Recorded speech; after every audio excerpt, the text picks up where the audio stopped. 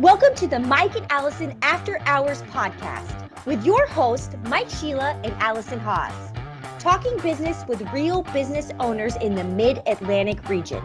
Today's episode is sponsored by Advantage Industries. When you need business technology, get Advantage Industries to protect and promote your business. To learn more, go to www.getadvantage.com and schedule your first meeting to see if you qualify for a free network scan. Hello, everybody, and welcome to Mike and Alison After Hours. I am your host, Mike Sheila, and with me today is my co-host, the always fun-filled and often frank Alison Haas. Alison, how the heck are you today? I am Frank, and I need to up my dance moves here on our intro now that we have a different stage that we're starting with instead of awkwardly smiling. But like you said, I'm Frank, and I'm here, and I'm ready to rock. Good morning. Awesome. So for our viewing and listening audience, we are doing something really unique today. And I feel like I say that almost every episode because each guest really is unique.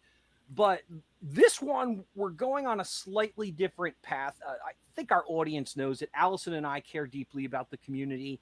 We're both very active in some nonprofits and causes. We believe in nonprofits, both personally and professionally.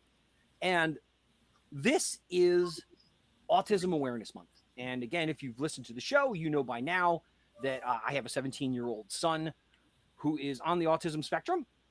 And we are speaking today with Kristen Colyer from Humanim, who has several tie-ins, so works very closely with not just the autism community, but anybody with intellectual or developmental disability. And Kristen's going to get a little more into that. But she actually got the opportunity to work with my son several years ago through Carroll County Public Schools. So it's a really cool tie-in. So Kristen, welcome. So exciting to have you on the show today. Thank you so much. I'm super excited to be here too. So I've been looking forward to it. Awesome. Now, you folks probably remember Alison and I love books. And in fact, Alison, in the second half of the show today, I'm going to talk to you about a book that I'm reading right now that I absolutely love. But we've been talking about Gloria Larkin's book now for several episodes. We had Gloria on the show last year. Such a fantastic guest. She's published several books, and we have one of her books that we are giving away today. So let Alison do her Alison thing right now and tell you what because she's read the book and she loved it. So Alison, just a couple fun factoids from you on the book. Yeah, so if you don't remember, it is entitled The Basic Guide to Government Contracting. So it is secular in that it is specific to that industry. But as I've shared in prior episodes, it really is good to just get your feet on the ground and start a business because it starts literally from the beginning. You have an idea, and then what do you do? But what I wanted to point out today is for you government contractors, she actually lists out departments, who to contact, addresses, why to contact those specific people, and it goes on and on for pages. So this really is gold at your fingertips. So if you're trying to get started or you already have and just need some momentum, I highly recommend Gloria's book. Very awesome. Now, if you're new to the show, you may be wondering, well, Mike, I want to win a copy of the book. How do I do that? It's really easy. All you have to do is listen or watch, and you can listen just about anywhere because we are on Podbean, we are on Stitcher, we are on TuneIn, we are on Google Podcasts, we are on Amazon Audible, we are on Amazon Alexa. Wherever you do your podcasting thing, you shall find us. And I frankly, I love that I could say, Alexa, play the Mike and Alison After Hours podcast. I know, it's so fun. I get a little thrill out of that. Probably my ego. But is share a link to audio or video, whatever you prefer, and tag myself or Alison in the post. And that can be on LinkedIn, that can be on Twitter, that can be on Facebook, that can be on Instagram. Tag it, post it somewhere, tag it, and that's your entry in. And we give a book away every couple of months. And this latest winner is somebody that I think of as a dear friend, a fellow Toastmaster, somebody I've gotten to know very well over the years, a successful entrepreneur, Mr. Robert Kennedy III, or as he's affectionately known, RK3. Mr. Kennedy, we will connect you with Gloria in the next day or two, and she will send you a copy of the book, and she will even personalize it. So thank you for being a supporter of the show and commenting and sharing and liking. So we are super excited. But again, let's get back to it. April is Autism Awareness Month, something that is very near and dear to me. And I say the same thing about Kristen Colyer because I've had the opportunity to work with her through as director of children's services at Humanim, and she's going to get into that in great detail. But before she and I talk autism specific, we're going to let Alison go through the who, what, where, when, why, how with Kristen so you can get to know the person and the company a little bit more. So, Alison, take it. Hey, Kristen. It's nice to meet you. I feel left out. I don't know you like Mike does, but that's the whole point of this first segment, to get acquainted. And this really is for you to outfit the way that you want. So it can be a blend of personal and professional. A lot of people end up talking about both. But really, we want you to share with us and our audience, how did you get started and what led you down the path to where you sit now in your organization? Okay, that sounds great. The sun, of course, is coming in right now, so sorry, it's shining funny. But I just wanted, so how did I get started? My career path has kind of been a little bit long and curvy, I guess, as everybody's is. I started, thinking I was going to be a teacher, general education teacher in the field, and that's what I went to school for. And as I was going through school, I found a lot of interest in working with individuals with special needs and kind of going more and more in that direction. And then I found the science of applied behavior analysis.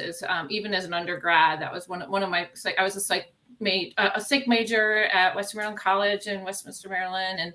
And one of my professors taught a course that was about applied behavior analysis. And I remember sitting in the course thinking, this is kind of like what I've always believed in. And just it kind of like bells and whistles went off. So through the years, even though I kept going to that education path, I kept falling into applied behavior analysis and finding a passion and love for it.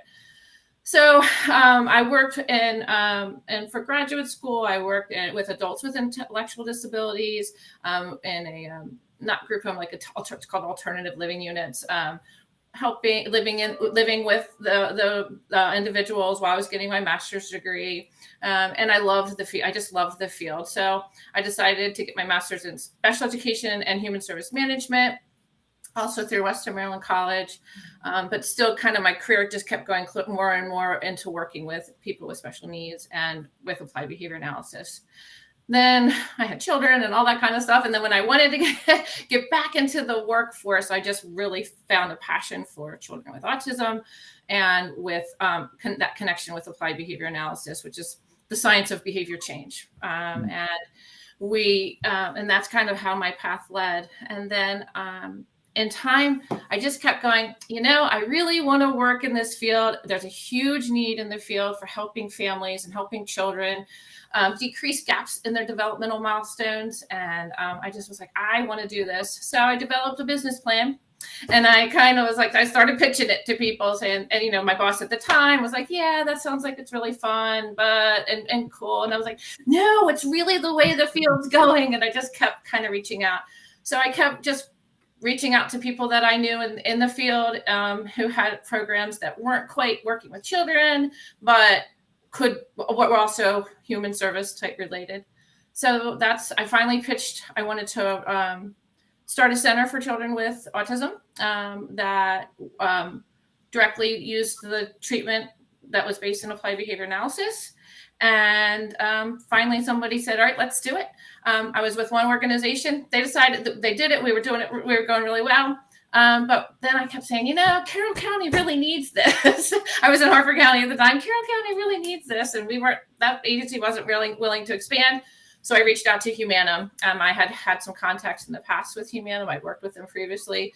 So I said, all right, let's do this. And they were like, let's do it. So they found us a building in Carroll County, and we are up and running, getting the wheels going and trying to reach out to the community so that we know that the community knows we're here. And we also we were able to bring over that Harford County program. So we're running that too. So we are about 40 kids in Harford County, and we're about 5 kids in Carroll County now, and hoping to grow that stronger, where we are the early learners. So our children are up to the age of 6. So it's that really essential early learner piece where the kids, we get in there right when we can to help decrease those gaps. And for our behavior change, a lot of times people say, oh, applied behavior analysis, that's where you get rid of all the bad behaviors. Well, we do work with children who have interfering behaviors, but our main goal is to increase behaviors where there are gaps. So our focus is on language development, social skill development, independent play development, and then any other skills where the child is really struggling. We do feeding protocols, and we've taught kids to wear masks and all kinds of cool stuff that we do to help children become more and more independent in their life. So that kind of answered did I go off on a tangent? That's kind of like where tangents are awesome. We love tangents. Yeah. that was the path to get us to where we are today. Well, I want to thank you sincerely for your service. And I just wrote down interfering behavior, right? I'm not well-versed in your field, but I know language is important. I'm a language nerd. I'm a writer. And so like shifting from bad behavior to interfering behavior, I think personally would help me a lot, right? In moving forward in life. And I think all of us can relate to that. So thank you for that. Yeah, and what I heard was following your passion and not giving up, right? A lot of entrepreneurs don't set out studying what they end up doing, myself included. I did not have your experience in school. Like, oh, this is what I feel. I'm like, how soon can I get out of here, right? And just like the credits and then do something different. So I really appreciate your tenacity and grit in your story, and leading you to really make an impact that is needed. So I don't want to stall you and Mike from talking about what impact you really do have. But if someone wanted to find you or has a child in that early learning segment, how do they get in touch with you and your organization? Oh gosh, we have a website, Infinity Center. My center. So we work. The corporation is Humanim, Humanim. It's kind of I am human in reverse. So Humanim Incorporated. So you could go on our website, humanim.org. We also have the center's name is the Infinity Center for Behavior Services. We kind of took the infinity loop, but we also are superhero logo, so the infinity stone. So we kind of combine that. But Infinity Center for Behavior Services.org. Also, you can find us there, and I can send you all those links. And we are taking new kids, and we have lots of different services that we can provide. We do that diagnostic piece. So sometimes parents will go to their pediatrician or they'll talk to their friends and they're just noticing some gaps in development. Kids might not be talking like other kids of their age, or they're not really engaging socially, or they're just noticing like something's just not happening. So then they go to their pediatrician, and the pediatrician recommends maybe diagnostic assessments. So, our major hospitals like Johns Hopkins and University of Maryland, which we're so blessed to be close to, have those services. But parents are on waiting lists for 12 to 18 months before they can get those diagnoses right now. And that's heart-wrenching. They can't get their services if they don't have their diagnoses. We luckily have a clinical psychologist on our staff who does that diagnostic piece for us. We can get them in within 4 to 6 weeks as opposed to 12 to 18 months, which is huge for the community. And that way they get their services a little bit better. So we also have that piece. And again, same contact information and that those websites that they could find us from. So great. Kristen, thank you. We'll make sure to log that. Mike, I'm going to pass it over because this is your house, so I'm just a guest. Awesome. Thank you. So, Kristen, I'll set the table by sharing a couple of pieces of information that I'm guessing probably you didn't even know about my son. So, as I mentioned, he just turned 17. We got his diagnosis back around 2.5 years old. So he was born a super preemie, and he was born whole 3 months early. He weighed 2 pounds, 1.5 ounces. So he had a developmental pediatrician literally from the day he was born, from the Kennedy Krieger Institute through Johns Hopkins. So, all the minds paying very close attention to my son. And what we started seeing over the first couple of years, he wasn't hitting those appropriate milestones like most people should. He wasn't walking. We weren't seeing the right speech. So a lot of milestones that you would typically expect to see. And Kristen made a point about trying to get evaluations done. We were, because we were already in the system, as it were. So Mikey's doctor of tests on him, and he came back from the results and said, look, I could 10 doctors, 5 of them would tell me your son has autism, the other 5 would tell me he doesn't.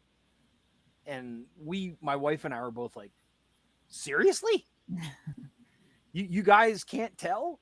So the doctor said, have your school run these tests. And I don't remember all the acronyms, and I'm sure Kristen can rattle them all off in 5 seconds. But they ran several tests and go, oh yeah, your son's not just autistic, he's very autistic. And that's an over exaggeration, but that was the results that came back. So just before his 3rd birthday, we had that diagnosis, and he was in the special education program in Carroll County Public Schools. And for those of you that are listening that have a child with an intellectual developmental disability, it's really hard to find your feet. You don't know what you're looking for. You don't know that people like Kristen exist. And the schools aren't always volunteering that information. Mm-hmm. I suppose that's the nicest way to say it. So that are going through this experience or hearing this experience, frankly, reaching out to someone like Kristen is a great place to start. You all know I'm on the board of directors, Pathfinders for Autism. That's a great place to get information as well. And Kristen and her team work very closely with organizations like Pathfinders. That's the whole idea. And the whole idea behind Autism Awareness Month is not just to raise the awareness of people, but to raise the awareness that a lot of shit to deal with this. And the more resources that we can collaborate and put out there, the better we are. So Kristen, with that, why don't we talk a little bit about partnership with Humanim and the things that you're doing? Because I know great work, and I know you've sort of butted heads with the schools, and I won't ask anybody in trouble, but that's part of the process. That's part of the challenge, right? Yeah, definitely.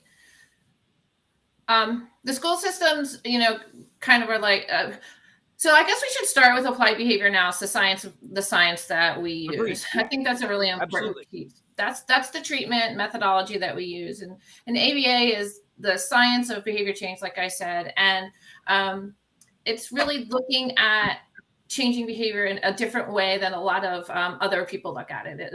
The school systems and other methodologies kind of look at it in more cognitive ways, where we just look at the behavior. What happens before, what happens after, and how do I manipulate those variables to make the change that I want to happen? For some reason, it's not always met with open arms. People are like, oh, yay. Other people are. So what the science and applied behavior analysis can be used for any behavior change. There's a misconception that, ABA, that's for autism. We use ABA often with children who have autism because the science is just showing us, we have lots of great data and peer-reviewed journals that are showing us that these methodologies work. We're teaching the kids the way they need to learn, and we're being successful with it. But we can use ABA for anything, as long as it's a socially significant behavior and we're not just changing people's behavior for our pleasure. But I think that's an important piece. So a lot of times the school systems or other people are like, oh, no, we're good. We're doing it our way. Our way works fine. We don't want you coming in here and changing things up for us. And I'm like, no, but we could help. It's a different way. We're not saying you can only do it our way, but it would be a way to help. So you mean to say it's not either or, it's and both? Yeah, crazy, isn't it? Wow. So, right. So, collaboration is key, right? So we can go in and just provide some more help to make that work. And then, where, it's not necessarily butting heads with the school systems, but the school systems are kind of like, nah, we're good. Where I'm like, no, here, your families need us, right? Your families need these services. Your families are desperately looking for them. And like you said, Mike, which is a really good point, the families are not really, don't have, all of a sudden you get this diagnosis, which is scary. I have no idea where to go. Right. And then the diagnosis says, and you should get ABA services. And parents are going, ABA, what's that? I don't even know how to find, what does that mean? Yeah, they don't even say it stands for Applied Behavior Analysis, just as ABA. Right. ABA, Applied Behavior Analysis, right? And they don't, and where do I go to find that information, right? So that's really, really a hard piece. So one of our goals was the school system can help refer those out. School system has a harder time. They can only refer globally. They can't refer just like one or two programs. The problem is there's only about one or two programs. So that's the, kind of like the misconception. But, so our goal, like right now, and this month, because of Autism Acceptance Month, we are doing, I'm doing a webinar on site at our clinic in Carroll County or virtually called My Child Has Got a Diagnosis of Autism. Now what? So to help those parents navigate what the different therapies are out there, what these acronyms mean, and how do I get those services? How do I find them? So we are doing that on April 20th and April 23rd. I can give you that information if you want. Yeah, that's great. Please do, and I'll include it in the show notes. Great. So I think that's the biggest piece, getting parents, helping the parents navigate after that initial punch in the gut, which is what many both fathers and mothers have said to me when they hear handed that diagnosis. It's like a punch in the gut. Now what? Now what do I do? So that's kind of our biggest goal. Yeah, and I want to point out something that I know you deal with. In the autism community, we have a saying: if you've met someone with autism, then one person with autism. While there are a lot of things that are common amongst people on the autism spectrum, there are equally as many or more. And the challenge we face as parents. So, for example, my son is on a gluten-free keto, and every single medical doctor says, well, there's no statistical proof that impacts the autism. And I'm like, okay, you can say whatever you want. And listen, I know you know this because you are a diet guru, and what you put in your body impacts how you. Now, some of us are used to feeling fuzzy. So we don't remove those foods because we're like, well, I've always eaten that. So why would not eating that make me feel better? Until you not eat it 4 weeks and you go, oh my God, I can't believe how different I feel. Good different. Yeah. And so, diet's one aspect. And to say that ABA has been maligned in the press is a gross understatement. And like anything else, if it's done properly, it has tremendous positive impact. My opinion is that the people that scream that ABA has harm is because the person that was attempting to administer it didn't know what they were doing. So I know you face these challenges because while ABA is a great tool, it doesn't necessarily work for everyone. That doesn't mean you shouldn't try it. Absolutely. And I think that's a really good point, and one that I was hoping to be able to talk about today. First off, you talked about, you see one child with autism, you've seen one child with autism. And I think that's one of the reasons that our type of intervention works so well for children with autism is because it is very individualized. There's no cookie cutter curriculum. There's no like, oh, this kid's coming in and here's what we're going to do. Everything is, the child comes in, we do a very thorough intake and eval of that child, and we figure out exactly where that child is with their skills. And then we develop treatment specific to that child. So it's not across the board. And that way it hits that child's issues, right? And not a global type of way of doing it. So that's really important. And that other piece about this kind of goes into what's the hardest thing for me in my career. And it is that as a behavior analyst, who is very passionate about the science and has seen it do life-changing things for children and their families. It pains me when I see someone malign ABA the way that sometimes people can. And I think your point was really valid, and one that I like to share is that there's no bad ABA. ABA is a science. So it's done a specific way. And there are individuals who implement treatment under the auspices, oh, that's ABA, they're doing it not the right way. And then it reflects poorly on our science. And that's where those misconceptions come into place. Have there been individuals who have had a treatment that's called ABA didn't go well? Yeah, there have been, and that's a shame. And we as scientists, I'm a board certified behavior analyst, so BCBA. BCBAs out there are desperately trying to fix those types of things, but I guess with everything, there are people out there that don't do things the way they're supposed to be done. And sadly, that reflects poorly on us as a whole. So I definitely, one of my goals and my passions about being a BCBA is helping people understand and fixing those misconceptions that people are doing. And like you said, Mike, does it work for everybody? No, it doesn't. There's no cookie cutter thing that's going to work for everybody. Is it very successful with a large percentage of children or individuals? It sure is. So that's cool. And I think that's another tool. I've certainly had my challenges with the Carroll County public school system over the last, call it 11, 12 years. And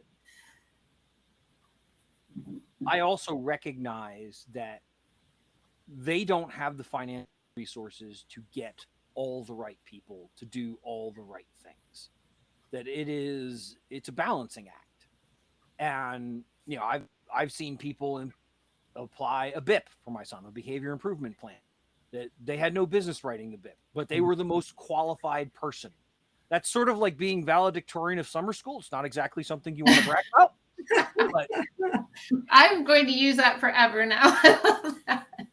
Dennis Miller, the comedian Dennis Miller, used that quote back in the late 80s, and I use that so I have to credit him. Valedictorian of summer school. Yeah, it's literally perfect for that. Not exactly example you just gave. Proud of. Want to hang your hat on it. Good.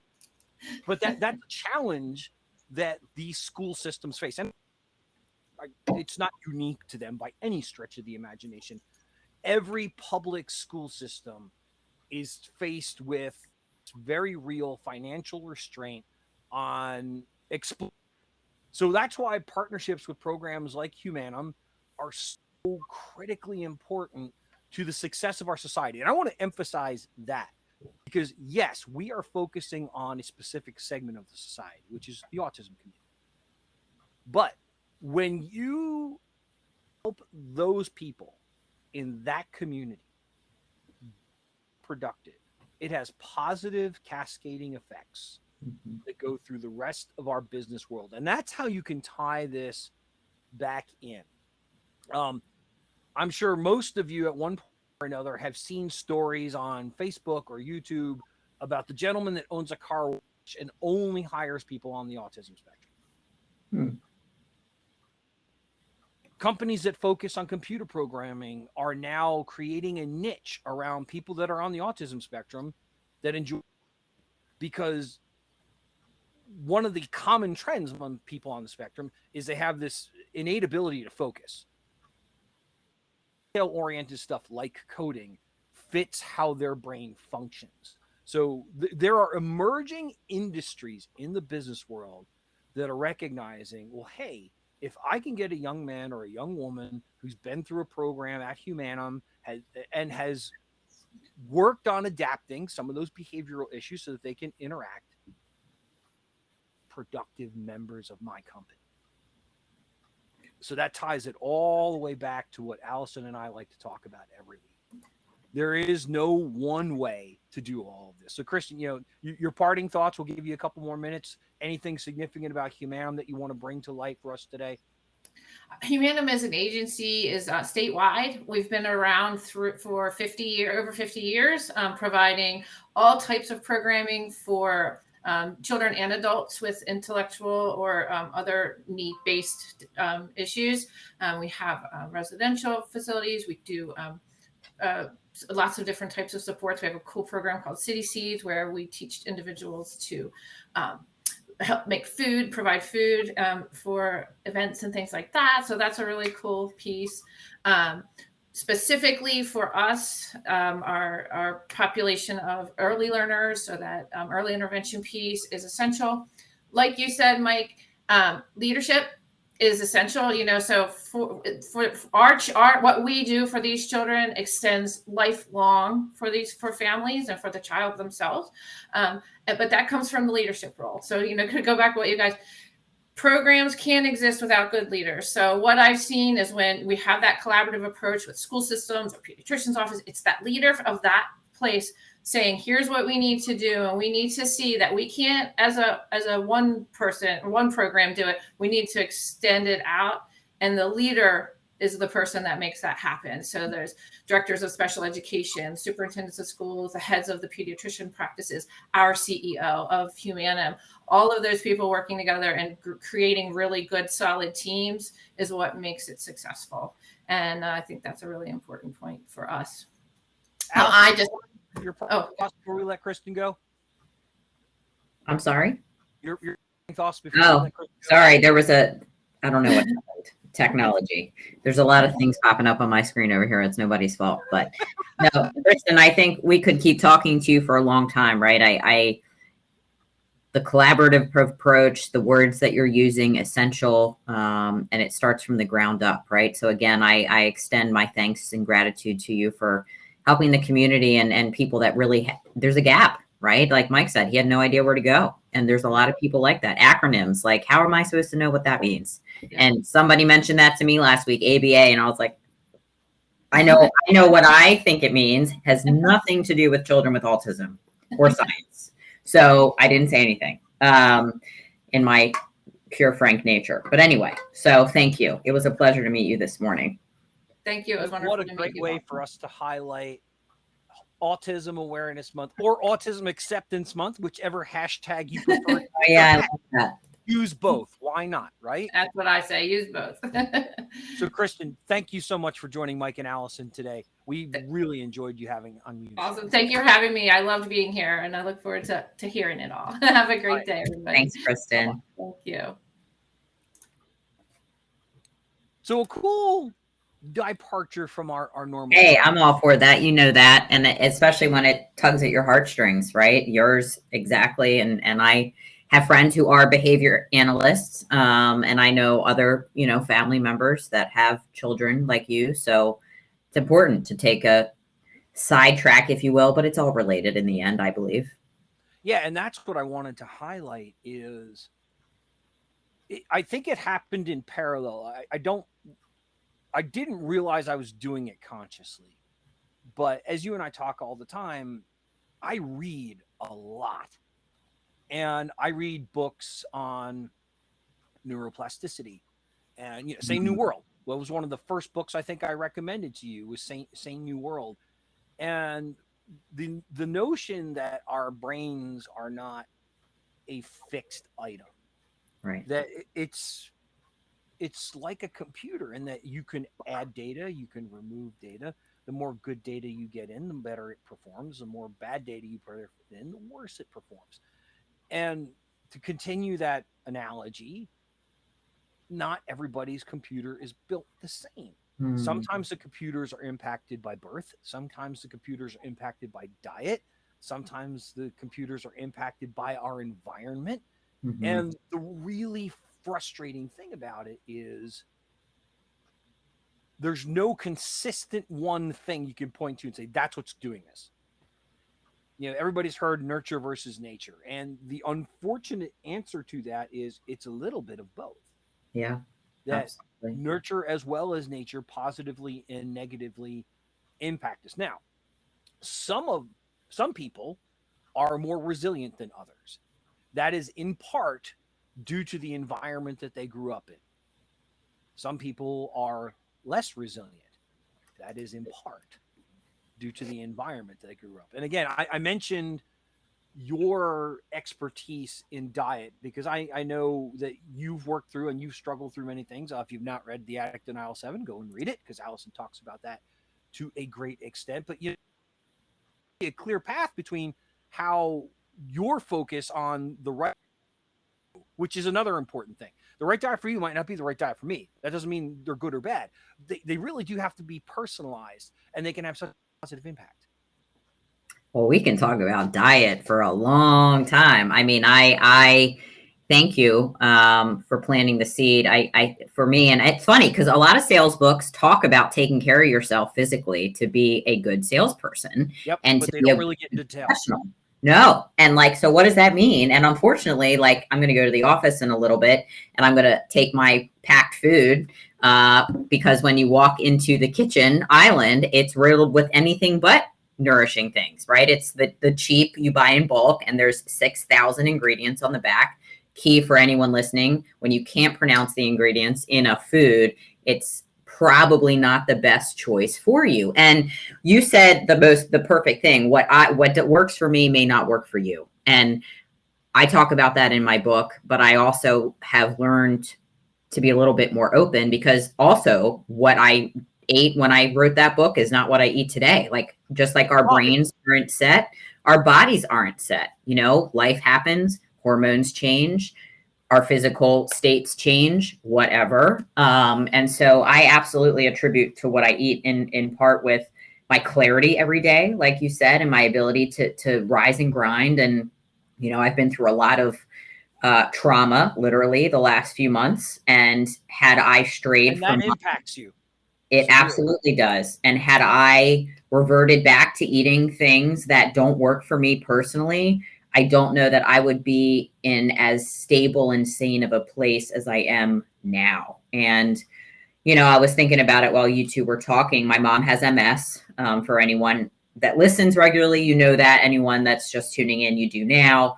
And unfortunately, she was diagnosed very late in life, literally at her age, but also she probably had it for 10 to 15 years before somebody caught it. And for someone like her, because she tried a diet that stripped the things that, again, are good for most people, but not someone with an autoimmune disease like MS. And she gave it a good stint and it didn't do anything for her. And that doesn't mean that diet doesn't work, like you said, but for her, it didn't work for her. So she's at a place in life where it's like, okay, I tried it.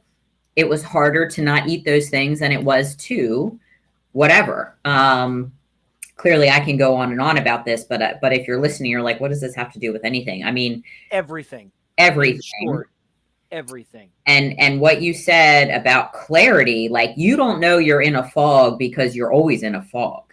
Yeah. And I'm talking about processed foods, things in bags, right? Things in cans. Again, you're looking at an ingredient list that has long words that you can't pronounce. Yeah. Sugar.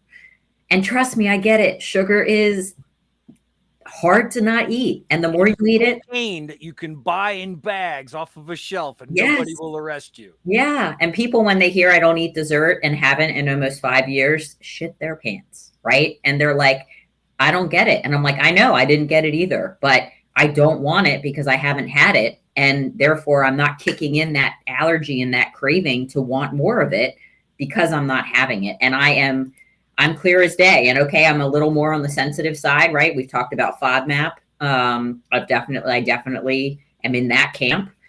But you know what? It makes me feel better. So I'm willing to go the extra, however, 10 minutes longer to pack my own food with controllable ingredients because it helps me feel my best and power through.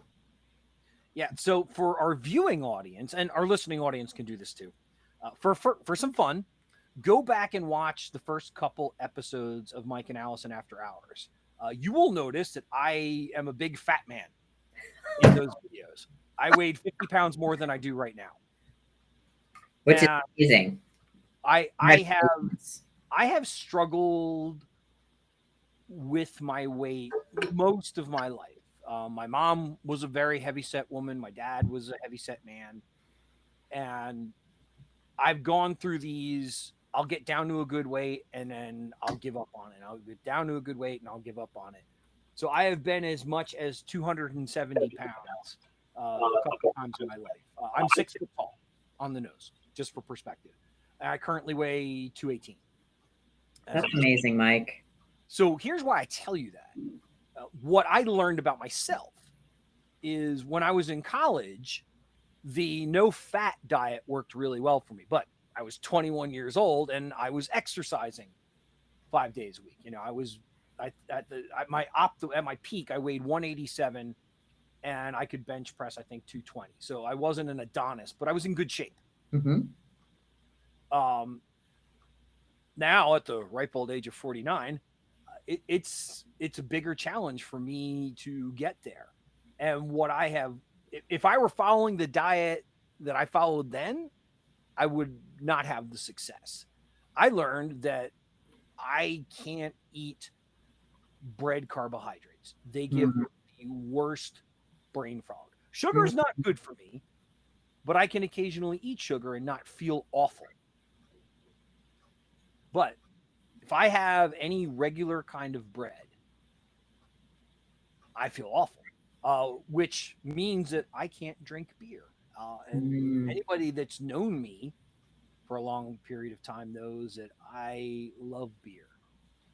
I've probably tasted 400 different beers in my life. That was a passion of mine. And I can't drink it anymore. I can't drink it at all. I love pizza. I'm from New York, for God's sake. It's a requirement to love pizza. I can't eat pizza. I cannot eat pizza unless it's gluten-free. If I have a slice or two of regular pizza, I guarantee you 2 hours, I will have the worst headache, like a debilitating migraine-like headache, and I won't be able to move for an hour or two. So it's not worth it to me. So what I'm trying to get across here is, as Alison pointed out, every professional development book, taking care of yourself is at the top of the list. Alison and I joke we're like two old people. Like, she's in bed by like 9 o'clock. I'm in bed by 9 o'clock. And you're going, are you kidding? You're wasting half of your night. No, because it starts with really good sleep hygiene. And for you business leaders that are, well, I stay up till midnight and I get up at 6 a.m., you're killing yourself. You are not doing yourself a service. And again, I know, Alison, that's a topic that you can explore at great detail because of the journeys that you've been on in your life. Yeah, and I just think, like, my foundation, and a lot of people would just automatically say, you're just so disciplined. True. But didn't start that way, though. No, and my long-term read The Addict in Aisle 7. She didn't start that way. No, thank you, Mike. My long-term vision is to be the best version of myself that I can be. So what does that start with? Me. What are the controllable variables? My self-care. What does that mean? Getting to bed at an early time, knowing I'm going to get X amount of sleep, which means I start before that with shutting down the screens to the best of my ability, getting darkness, cold, reading, writing before bed, getting in the mindset, right? We all know I go to the gym first thing in the morning, right? And then what I put into my body allows me to have the energy that I need and the brain function to and then fall asleep, not have digestive issues, and get up without fog. And it's just what I do. It is, like you said, not what I always did. So for perspective, because I'm like queen of health now, I used to smoke, drink, take really hard drugs, drink Monsters all day. And then I'd go through periods of not eating anything and just smoking and drinking, so without substance, and ate whatever, right? Literally whatever. And I don't do that anymore. And it didn't happen overnight. It was one small thing. And so if you're thinking, where do I start? Instead of thinking, what do I need to remove? What can I add? So maybe that's water. You add water. Maybe that's I add a green thing or something with color. Right? That's not orange in a red bag, right? And you think of what can I add instead of what can I take away? And you start there. And it sounds like a lot of effort, but the reality is it is also effort financially to go get carry out every time, or to go to lose the sleep and the digestive quality and the brain capacity. It is also effort to do those things. It's just, where do you want to focus your attention? So I choose to focus my attention in places that are going to move me forward long term, right? And help me feel my best. I'm 36, going to be 37. Sorry, Mike. People in the gym don't know that. They don't think that, right? Because I look better than a lot of them bitches in there. But anyway, it's like, you got to be only 30. And I'm like, you are my new friend. Let's hang out, right? And it's because I take care of myself, period. Yeah, I think you made you made an observation there that I want to peel back a little bit. So I guess about 8 years ago, during one of my particularly fat cycles, I went through the process of losing, I think, 60 pounds that time. And one of the things that stayed with me since then is I no longer drink soda of any kind. I drink water. I drink a ridiculous amount of water. And as you pointed out, that is, I've met people like, oh, I can never give up my soda. I can never give up my energy drink. Well, you should. And you'd be surprised, people, it's just like people that don't exercise, then go to the gym for 2 weeks, 5 days a week for an hour and a half at a time. That is too much, too fast. You move for 20 minutes, 3 days a week to start. It is sustainable. Yeah. So right? one of the things that I do, I go into my office every Monday. The other days of the week, I work from my home. I make a point of getting up from my desk after every meeting, going outside, taking 2 trips around the building. I love that. Getting up off my ass, getting some steps in, getting some fresh air, getting some sunshine. That is not a Herculean difference. So everybody's going, what the hell? I thought this was a business show. Here's the thing. If you are not taking care of yourself, you cannot perform at a high level. You can't be successful in your job. Whether you're a detail-oriented accountant, or whether you're a lawyer, or whether you are a data entry professional, whether you're a sales professional, it's hard to be your best if you feel like crap. Or worse, you don't know that you're not at your optimal because you felt this way your whole life. Well, I should just have that pain in my shoulder. No, you shouldn't have that pain in your shoulder. There's something in your diet that's causing that inflammation in your back. Yeah. And people go, that's nuts. I go, yeah, it does sound nuts until you stop eating that thing and the pain in your shoulder goes away because the inflammation's gone. Like it's hard for people to embrace that. I did say I want to talk about a book, and I know you're going to love it. So we'll just is that cool? We take last couple minutes. Of course. All right, cool. So I'm at one of those thrift stores with my son, not last weekend, but the weekend before. And my wife was like, oh, you're going to love it. They have this massive book selection. And I was like, okay, cool. So, turning sideways, book, because nothing's alphabetical, nothing's in categories. Like you read the spine of every book to find it's a thrift shop, But I found this book called Blue Ocean Strategy, and it's funny. I had seen somewhere else online, and I put it in my Amazon cart, and I never got around to ordering it. I'm like, okay, $3.99. I'm buying this. I'm 120 pages in, and there's for you business owners, you business leaders. I have a sales strategy call with my boss and the president of the company today, and I'm going to talk about this with them today. If you're not familiar with the term Blue Ocean, have you come across that one yet? Has anyone only because you sent me a picture of the cover. Yeah, I absolutely want. I'll put it in the show notes too. The whole idea behind a Blue Ocean strategy is if you are in an industry where you sell something, and I'm guessing most of you are, you get to a certain point where you say to yourself, our customers view us as a commodity and they're banging everything down to price. Regardless of what you sell, there is a point where you feel like that. That is because most companies, and I don't know that I could define most clearly than most, maybe it's 70%, maybe it's 80%, maybe it's 90%, swim in a red ocean, meaning their product looks and feels the same to the customers. And the first example that they give in the book is Cirque Du Soleil. You know, Cirque du Soleil? Of course. I'm going to a show Friday. Oh, awesome. So, what is Cirque du Soleil? In your own words. The most incredibly athletic, gifted, brave, gymnastic-y, circus-like performers I've ever seen in my life. It's art. It's not a circus, but it's gymnastics and performing arts on stage with a theme, and they're all dressed accordingly, and the props are according. So I've seen Ocean, right? Or whatever out in Vegas. There was water. This is a burlesque show. I'm very excited. Anyway, is that a good synopsis? Yeah, it's actually, it's very good. Do you know how Cirque du Soleil started? I do not. Cirque du Soleil was founded by several people who had been lifers in the circus industry. And they recognized that the way they were trying to win wasn't winning.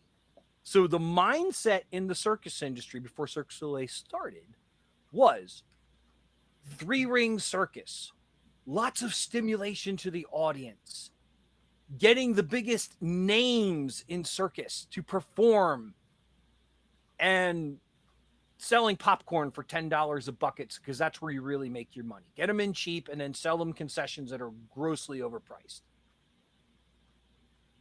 The founders of Cirque du Soleil said, okay, we have several problems here. First, people really don't like the concessions, and it's a turnoff. So we're going to stop doing that. Second, 3 rings of entertainment all at once appeases no one. Right. So we're going to have one focal point. Next, can you name a famous circus person? No. Is it? Well, I was going to say. P.T. Barnum. Yeah. Well, I was like Barney, Barnum, P.T. Barnum. Billy. Yes. Yeah. But beyond that, no. You can't, right? No.